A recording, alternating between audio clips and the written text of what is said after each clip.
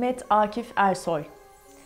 The book about Mehmet Akif Ersoy, prepared in the editorship of Mustafa İsmet Uzun, has the quality to provide substantial contribution to the recognition of the poet of independence in all aspects. This edition is an updated and extended version of the work within the scope of the Ministry's series of memorial and commemorative books.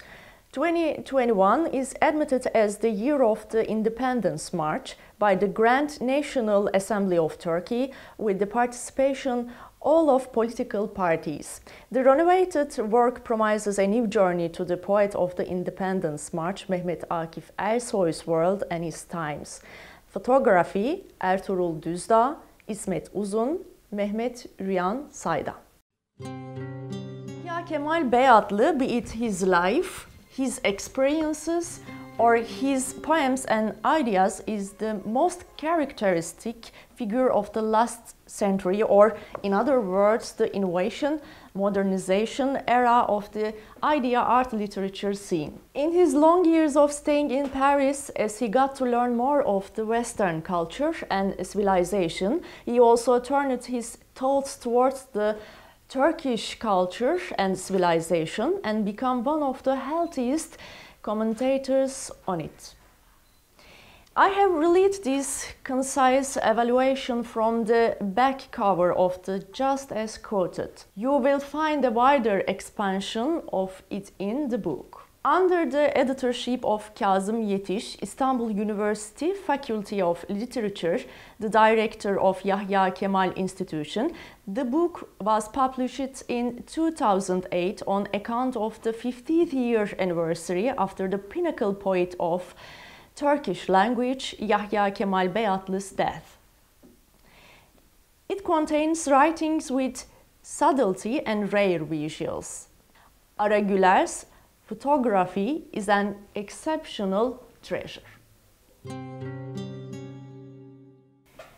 The Istanbul poet Nazım Hikmet's book was published in 2010 on the occasion of Istanbul being the capital of culture for the year. With this commemorative book, editorship of which was undertaken by Kıymet Coşkun, Nazım Hikmet is once more scrutinized carefully in his poetry, prose, cinema, plays, art, and his world of ideas. With the works of many authors, the phases which Nazım Hikmet's poetry went through, his place in Turkish and world literature, his effect on Turkish poetry, his use of public everyday language, the fundamentals of his simplicity and intelligibility are explained. The reason why he had never given up on his people and his country, despite being forced to spend a long part of his life imprisoned based on his political views and struggles, are also taken in hand in this book. The book, which Ali Karadeniz has done the editorship for, was published in Turkish and Kurdish.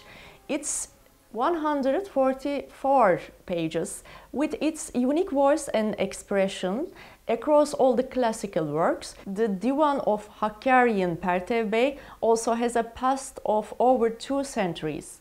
In this divan, written in Kurmanchi dialect of Kurdish, there are 183 poems in total. The poems written by Pertev Bey in prosody has the same features the divan poetry also possesses. Similar to many famous classics, the original copy of this work hasn't reached our time or hasn't been obtained yet. This work, you see, is based on Kemal Badıllı's handwritten copy, which was arranged by Tahsin İbrahim Doski. The poems in the lost parts were completed according to the copy of Sadık Bahattin Ahmedi. In Orhan Veli Kanık's book, we will be introduced to Orhan Veli, who set off to change the contemporary Turkish poetry's language in a sharp modernist leap. Edited by Semih Gümüş, the book contains several writings and articles on one of the Turkish people's most beloved poets, Orhan Veli, and his poetry and artistic perspective. Furthermore, the new values contributed to the Turkish literature by the Garip Strange movement, which he was also a founder of, are also taken subject in hand. Some authors have shared Orhan Veli's traits unbeknownst to most with recollection of him what were published for the first time in this book. Necip Fazıl Kısakürek. Necip Fazıl Kısakürek, beside Nazım Hikmet, is one of the first Turkish modernists. With an inclination towards psychological depth, the mystic and metaphysics, he differs from other poets. He is a remarkable artist of the philosopher-poet tradition. In this work, Necip Fazıl, who was sued to serve centuries in prison only because of what he had written, is examined with the articles each more precious than the other through his poetry, oratory, storytelling, biography and playwriting, journalism, historiography as a philosopher with his scenario works for the cinema and his various works on the subject of religion, and lastly with his extraordinary multidirectional personality.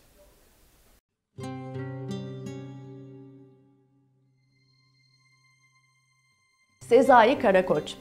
The book, which was published in 2015, as its name shows, is arranged as a commemoration for the famous poet and philosopher Sezai Karakoç.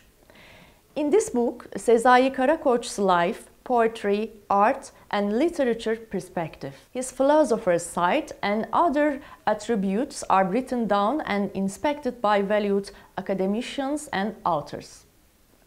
We see Mehmet Çelik and Yakup Çelik as the editors. This work of 700 pages is an opportunity to learn about Sezai Karakoç and his diriliş, resurrection principle. Atilla İlhan. Atilla İlhan, along with his poetry appealing to the largest part of society, is one of the most prolific and innovative writers of the contemporary Turkish literature. His novelism, journalism, cinematography and screenwriting, his endeavor are innumerable. He has simply been one of the latest and greatest representatives of the philosopher tradition in the Turkish society since Tanzimat, the Ottoman reform. Hence, the assessment related to many different disciplines can be found this commemorative book. It was edited by Yakup Çelik and has a whole range of photographs. It has a shot of Atilla İlhan as its cover, which was taken by Ara Güler. Cemal Süreyya. İkinci Yeni, the second new, which took place after the 1950s, is a movement considered as the transition to modernism. An urban citizen poetry with aesthetic autonomy is in question here. Cemal Süreyya is one of the prevalent names of this movement. Doğan Hızlan had taken the editorship of this commemorative book upon himself, which then was published in 2011. This book was arranged in the memory of Cemal Süreyya's 50th death anniversary. It examines not only his poetry but also his periodicals, prose and thoughts related to various subjects. It includes an assortment of recollection by his friends and acquaintances that have never been published before.